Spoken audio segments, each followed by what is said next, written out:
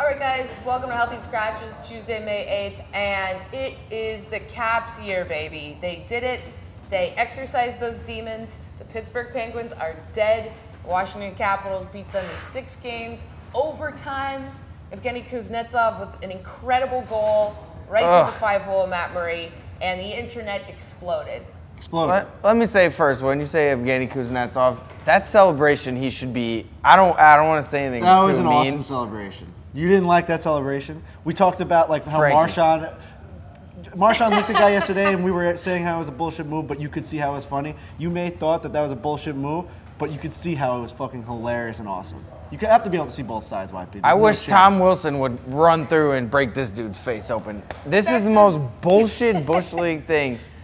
Oh, I tell you what. I laughed out loud when I believed in the hockey gods my entire life, Frankie, and they let me down this time. He did this celebration, I believe, in Game 4 or 5. Like it?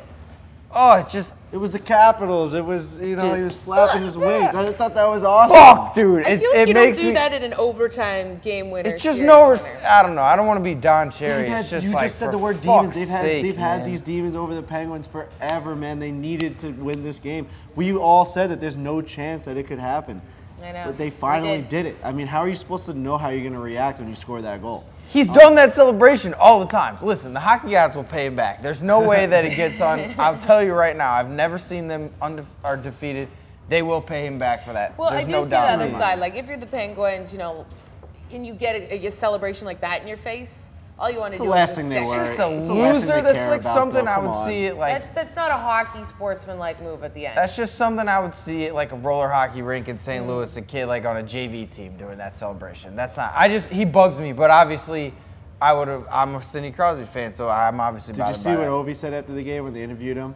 Like, what were you thinking when that pass went up the ice? He's like, just please fucking score. He just dropped a huge F-bomb. I love that. I mean, as you said, it's been almost 20 years since they made it to the Eastern Conference Finals, and this is a team that deserves it. Like, they've just been always getting to the Pittsburgh Penguins dead, and they've been a great team.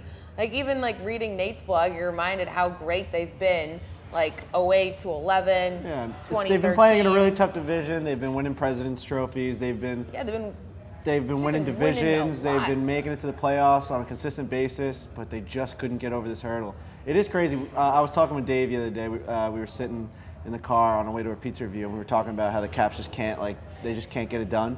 And we were kind of alluding to the Penguins as being the Patriots of the NHL, where you don't count them out until it happens. So like this year against the Eagles, the Patriots, Dave kind of made the argument where it was like, if we're going to make it to the Stanley Cup, if we're going to make it to the Super Bowl this many times, the odds are we're going to lose a couple. Right. And when the Penguins find themselves with their back against the wall in this many playoff runs and this many playoff series, at some point, I mean, I was rooting for them the entire time because you can't count them out at any point. They are the dynasty. They are the better team. But after this many times, when your back is against the wall this many times and you have to come back in series, you have to come back in games, it's just at some point you're going to lose. I hope that strategy works for an aside for the Raptors and Cavaliers because no, basketball is maybe just next different. year. But basketball is just different. When you have a better player, you win the game. I think that you're right 100%, and also like the Penguins, Letang being out before, like in past years, seemed bad. Like how could they win in spite of that? He was bad this series. Like I know he scored last night, but like last night the turnovers and like it was just shaky and like you just can't win. They could have beat the Capitals with like sound conservative defensive play, but like the turnovers, it just came back to bite them. It's like the Murray goal was a little weak too. The first one went through him on the side. I mean, you can't. And I know it's hard to say you have to be perfect in the game like that, but you have to be perfect. I saw some people saying, do they regret giving Marc-Andre Fleury away? It's like, they got won 2 Stanley Cups. No, that's stupid. I'm just saying it's something to think about. I think that's a ridiculous thing to say. This is just what happens. And so, but the internet and everyone seemed to be on the Capitals side. Like, you kind of want to see, in a way, that underdog story. Sure, back to back to back would have been cool too, either or. But now we know that PFT has to eat shit. This also reminded me that I have to eat shit if the Caps win. Yeah, you do. So... okay. And also you said that if the Caps beat the Penguins, they've won the Stanley Cup. So then you'll have to eat shit and pay out our bet. True. Yeah. Okay. Oh. So you want to do it? All right. Done. Caps beat the Penguins. We're going to Central Park and PFT is going to eat some shit. Just one bite. Eating shit's back. Yeah. Oh, this is great. Oh, this is so great. I mean, I don't know. Do you? He has to. Especially in that part of my take crew, they're not going to let him, go away from But I that. think he's going to figure out a way to eat shit in like a very creative way. For sure. Like it won't actually be. He's gonna have poop. a dignified shit eating, is what he's saying. Like it'll be Maybe. some weird delicacy. You know what's weird too? He should. It's just like he's gonna eat shit, and they could just get bounced in this next round. Like it's like you got to eat shit when you win the Stanley Cup. Okay, so but that's now a tough eating shit situation. You guys saw the TJ Oshie, I guess, image he put up. Free Willy. Tom Wilson comes back now, and the fact though that they get to the Eastern Conference Finals, and now is it have they already won? Or is it just a bust if they don't go to the Stanley Cup? Oh, I think it's a bust if they lose this round because, like, the odds of them getting past the Penguins was like the big dragon they had to slay. It'd be like if the U.S. had lost the gold medal game after they beat the Russians. Like, that was like they got past the huge hurdle. I will say, too, Oshie, what a game last night. Him, Eller, and I believe, wow, I'm blanking on the right wing. CTE. This is our CTE section of the night. The CTE section. I think it was Vrana, Eller, and Oshie. Once you bring up Wilson's name, I just got a concussion. I believe it was Vrana, Eller, and Oshie controlled every single shift they were out. They were so dangerous. That was like, especially with Nicholas Backstrom out last night, kind of a last-minute thing. They had like 5 rookies that were in that game. I mean, that was like Nate the game Walker, the Penguins the could win. Australian And they kid, played great first defense. point All you for saw Australia. on Twitter and stuff, and all the analysts were saying the Penguins had so many neutral zone turnovers, and they could not get the puck past the blue line. That the Capitals just kept coming down on 3-on-2s, 2-on-1s, so many odd man rushes. That, like we said, if you keep doing that and keep playing that style, Matt Murray can only, And save Jason you. made, he should have scored on Murray with what, like 7 minutes left in the third. He's point blank. It's like they just threw out too many like potential lifelines, and eventually it was too much. The Capitals are going to jump on them. Now, here, let's go to some of our guys who know this series well. Sorry about this, Nick. Your team lost. Booze, I know you're happy about that. Let's hear from them. Ding dong, the Penguins are dead. I am feeling great this morning. I'm not sure about my buddy Nick over here. Not great, Booze. Yeah, I didn't think so. But aside from all that bullshit, this was actually one of the most entertaining hockey games I've seen in a while. First period, so much pressure from both teams. Which goalie would crack first? We didn't know. Ended up being Matt Murray early in the second, giving up that kind of a weak goal. Low glove side. Anything new? Not really. But the Penguins bounced right back. Letang with a beautiful shot from the point. This game ended up going all the way to overtime when Evgeny Kuznetsov on the breakaway finds the 5-hole that's so wide, you actually even forgot that Matt Murray had such a bad glove side. Yeah, the story of this game was the Capitals clogging up the neutral zone, taking away the time and space there. And we said it all series. Turnovers in the neutral zone and at the far blue line have been killing the Penguins, giving up odd man rushes, and that's what finally did them in last night. But credit where credit's due. Congrats to the Capitals. Congrats to their fans on seemingly the biggest win in your franchise's 40-plus years of existence. You finally made it out of the second round. You've made it exactly halfway to potentially winning a Stanley Cup. And now you get to take on the Tampa Bay Lightning, the quiet, consummate juggernaut who's dismantled the Devils, dismantled the Bruins in 5 games each, and has been here 3 of the past 4 years. And you get to do it all, potentially, without Nick Backstrom. Yikes. Going to be a tall order. Regardless, I'm sending my allegiances out west. I'm pulling for the Vegas Golden Knights now. All aboard the train. Let's go. Okay. Back to you guys. All right, thanks so much, guys. Nick, you shouldn't really be too sad. You won a fucking Stanley Cup the last 2 years.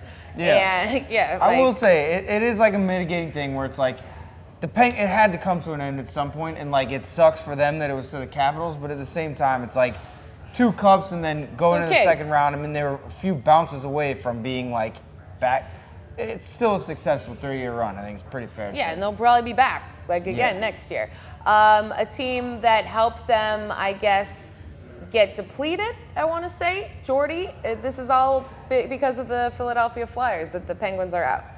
It's the question that quite literally everybody has been asking. Just how much credit do the Philadelphia Flyers deserve for the Washington Capitals advancing past the second round of the Stanley Cup playoffs for the first time in the Alexander Ovechkin era? The answer, to be perfectly honest, is all of it. I mean, you take a look at this Pittsburgh Penguins team that they got to play, the same team that knocked them out of the playoffs for the last 2 years. They are now battered and beaten down after playing 6 long, grueling games against the Philadelphia Flyers in that first round. To take a look at some of the difference makers in this series, Evgeny Malkin and Carl Hagelin both get hurt in that Flyers series. Malkin only plays in 4 games this series. He gets a goal and 2 assists. Hagelin only plays in 3 games. He doesn't even register a single point. Even Sidney Crosby looked like he was still battling some serious demons from that Flyers matchup in the first round. All I'm saying is that if you ask any member of the Pittsburgh Penguins about how much impact that Flyers series had on their series with the Washington Capitals, they're going to tell you that the Flyers not only affected them physically, but also mentally and emotionally as well. And while the Flyers wait around to receive the credit that they rightfully deserve, it's just nice knowing that something can finally actually get done in our nation's capital. I'm Barstool Jordy, Barstool Sports. All right, another very exciting game last night. Nashville Predators stave off elimination in Winnipeg at MTS Center. Shut out the Jets. Absolutely wild. This series has been really weird because no one's been able to put together 2 consecutive games. And now we got a Game 7. So I know I love my Winnipeg fans. I love the 204. I think Predators rallying right now. Well, that was especially you. We were hoping for a Game 7 in this series because we said in the beginning it was a coin flip. How are you supposed to choose who's going to win this series? It's got to go 7. You can see who the better team is in a 7-game series. They're going back and forth, like you said, no 2 games in a row. I mean, last night... Now they go to Nashville for a Game 7. We say the joke each time, too. They broke the sound barrier. People on Twitter love saying that shit when they go to Winnipeg and win that game. Get it because of the Jets. Yeah, because of the Jets and the engine and the sound barrier, and you break it because they're not loud. Nice. Yes. Wait. Don't you break the sound barrier if you are loud? Yes, but it was so silent last night. So the irony of that breaking. second of breaking the sound barrier, there's like a space in between where you actually go and when you make noise. Okay. So, And they say too, I saw a lot of people being like, it would be a great place for a funeral last night. I mean, that was tough because it was so quiet. Yeah. It was like it gets deafening there because you're expecting even more. So you may not even be able to tell the difference in another stadium, but because you're expecting it to be so loud, because of every time you watch a game, they show the guy with the that's all they have in decibel meter Winnipeg. and stuff. They love that shit. Yeah, it's tough. But Philip Forsberg shut them up with his own good. finger. He just could have just went up to each one of them and said, shh. Because that guy is fucking unbelievable. I mean, that play where he grabbed the stick off the board, found a way to stay on sides. I think he may have stick checked the guy in front of him who was trying to take the puck from him. Then goes and just goes right after Hellebuck and just. It was as he's getting hit. That was insane. He got penalized twice on that by the defender. The guy slashed him and took him out by his feet. What an Ben unbelievable Sherrod's goal. literally just trying to haul him down, just get the Then on the kill. 3rd or the 4th, I can't remember which goal it was, when he goes between the legs from, they gets the puck from behind the net, he goes between the legs, top shot. I mean, this guy is crazy. I was watching that, I literally thought it was like a glitch or some past highlight. Yeah. I was looking and I was like, wait, what the going fuck? on there? did he just do that in elimination? It's like something you do in NHL 18. You're hitting down the right joystick so you can put in between your legs. What are you Forsberg doing? was incredible. Victor Arvidsson was also great. Yes. They both had 2 goals and an assist. And PK Subban said before the game that he rallied the room and kind of guaranteed that they would win this one or whatnot. Having an enigmatic player like that certainly helps, just getting the boys going. And now you get a Game 7 at home in Nashville, and you have a Winnipeg Jets team. By the way, sorry, it's really loud in here right now. Very loud, but it's like a playoff atmosphere. Wasn't like this in Winnipeg playoff last night. atmosphere. Everyone's rocking and rolling. It's a big day at Barstool. Winnipeg Jets, though, they don't have a whole lot of experience in games like this. I feel a mental aspect going into Bridgestone Arena is going to be tough for them. I think it's Thursday, too, isn't it? Yes. I mean, I hate the 2 days off in between. That sucks. You just get, I guess because it's Game 7, it's okay to load up the expectations, but I don't know, man. I wish it was even tomorrow or the next day, but listen, that Nashville defense was you talk about sound barrier, Frankie, you ready for this? They were the soundproof padding, in a studio, a music studio. Every single thing that wanted to get loud or get rambunctious, they just constricted them and suffocated them. It's weird because in this series, you would think that would have happened every game. Winnipeg has found ways to score, but now it's because it's this Jekyll and Hyde with this series where sometimes they're suffocating, sometimes Winnipeg's lighting them up. Who knows what we're going to get in Game 7. Winnipeg got shut out last night. Yeah, it's at crazy. Home. And Line had chances and stuff at the end. It's just I don't know, man. This is going to be a great Game 7. But I mean, if Nashville's defense can play within, it's like the Tampa Game 3 or whatever versus the Bruins, where they just bullied them. It's you can't get anything going, which then translates to Their defense is bad because they're overextending themselves, trying to get something going. I think if it's Nashville, Tampa, like imagine that in the final as far as defense. And you have a guy like Pecorine behind a defense like that. It's so easy for him to make these saves. Like he made a couple of nice side-to-side saves where he had to just he was out of position and then he had to get back in. But other than that, it was a very routine, just stay in your position and just, you know. And people were saying, should they start Yusei Saros in that game? Like, is Pecorine bad? I mean, I think it wouldn't have made a difference. It's all about the defense. When that defense is shutting them down and keeping them to the outside and they can't get into the slot and they're not having those shots right in front of them. There was not one chance that where, like, you were looking at it and you were like, oh, you know, Winnipeg's going to score. And I, mean, I know Lana had a couple of chances, but even I that, still it would was go like, back to Rene, just like no matter what, just like his always go back. Same reason why you go to Holtby. Same reason why you go to Holtby. There was talk in the beginning of the playoffs. Who do we take? Remember Grubauer had the starting role and then crazy. And Holtby just that is something I completely forgot about. Completely I will changed. say too, I agree with you as far as like, I always think like great defense scores is so much more of an indicator of like than the goalie is, because people say like, oh, like when the Blues would have like Pietrangelo, Bouwmeester before this year, like when they'd just be constricting. Brian Elliott, Jake Allen, they would be like leading the league in goals against average, save percentage. Like, yeah, but they didn't just like get bad when he went to the Flyers or something. It has so much more to do with the opportunities given to them. Like if you got guys with point blank chances, they're going to score no matter how good the goal is. When you're building a Stanley Cup team, you have to build defensive core. It has to be 6 deep. You have to have that all-star defenseman. You have to have a guy you have to have a stay-at-home D-man and a guy that can put the puck on net or combine. And you have to do that 3 times. And you really have to, you know, bolster up the defense before you even think about the goaltending, because look at Matt Murray. We talk about that guy all the time. You had a guy coming to the league. You need a guy who can also steal games for you and make these massive but in a saves. 7-game series, he's not going to steal 4 games. You need it to be able to. But playoffs always come down to the best goaltender you have usually. I just think that it may look like that. Like, you know, in my opinion, it may look like that, but I think it comes down to just a better defensive. Whoever has the better defensive core ends up winning the game, because he's an NHL goalie. He'll be able to make, you know, the routine. But it always seems to be the storyline. There's definitely a percentage of like a better goalie is definitely going to affect like however much percent of the game. Why hasn't Carey Price won a Stanley Cup all these years? You know, he's been the best goalie in the league for a majority of his career. Defenseman, but like the thing is as well,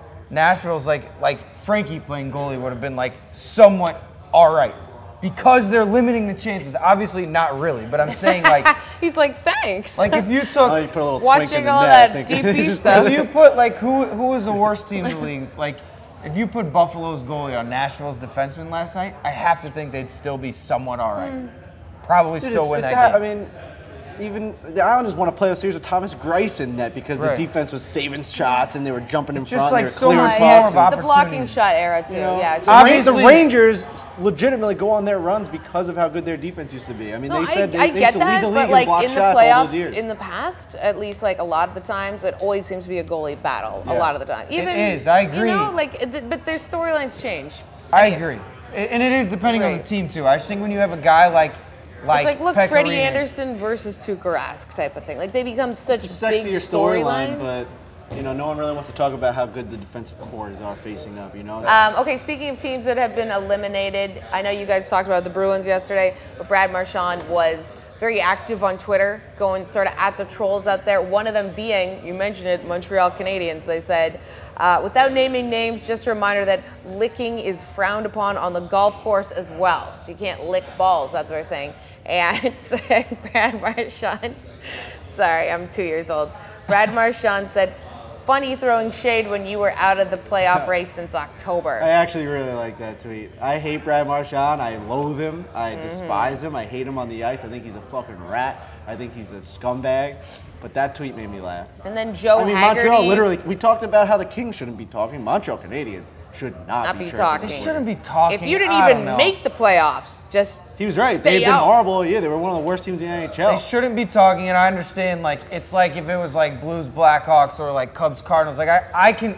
When I put myself in his shoes, I get it. But it's Habs Bruins, so it's like rivalry, right? But it's also like, to me, the Bruins are dominating that rivalry. It's like interacting, like yelling at a fan or a commenter or something. It's like when KD responds to trolls and stuff. It's like But what if it's Brad a team? Marchand, is They're this not what he's really- doing? that on wasn't the a day troll, after they- it's Yeah, eliminated? what if it's different because it's like the They had, Montreal like, Canadiens? thousands and thousands of retweets and comments, and he was just getting blown up from it. He's like, "Fuck this team." Yeah. But he You kidding also me? did lick people, But then so he it's did, like, yeah. yeah, that's a fair joke. Like, you Yeah. licked people and got eliminated. Your and arch eliminated. rival. So then the It's a licking fair of the golf thing. balls is like If true. anyone should be saying anything, it should be Ryan Callahan. I don't know why the Montreal Canadiens. But then also after that, Joe Haggerty, this media guy, I guess, quote tweeted it with the nose emoji for Brad Marchand, and he wrote back with a pig emoji. And so, he did the other guy, like you could use the tire around your neck for Oh, spare yeah. tire. To me, it's just lame. Like, it's like, I love, obviously, if he's on your team, you love Marchand. love that I kind of love his stuff. game as a pest. Like, I get it. He's effective. But to me, like, lighting people up on Twitter that are like random fans and fat reporters or whatever, or allegedly fat reporters, it's like, come on, man, that's lame. Like, you think Sidney because Crosby's no gonna one be would lighting notice people up on those Twitter tweets today? normally. Yeah, it's just like don't lame. notice it, so don't give It's like like, dude, to you it. cannot Yeah. go licking people in the face in a nationally televised playoff series and then start acting like they're just taking pot shots at It's you. sexual Well, it harassment. seems like he's taking this role on, and he's just jumping in. Full But he speed. is, but he isn't. Like, look at his. Hopefully, we can find the thing from after the game. I'll find it. His interview where he's like, yeah, I don't know. Like, he's like this, like, humble, like, forlorn guy after Yeah. they lose and all this stuff. And then he's like, the next He hour, is I don't Jekyll know and if Hyde, he's like for sure, hammered. as you I saw a commie being like, he was probably just in one, like, tweeting. Maybe that's the case. But like, if not, it's like, how can you be this sad? Oh, I'm really sorry for all this stuff. I don't Nice know why Canadian the league's making boy, a big and deal. then- Yeah, and then you're just, if you're gonna lick people, guess what the people in the hockey media do? They're gonna talk about it. Yeah. And Twitter's a place where people just make comments about True. trending stories. You can't get butthurt and start like lighting people up. It's like, it just looks lame. Like, I couldn't imagine.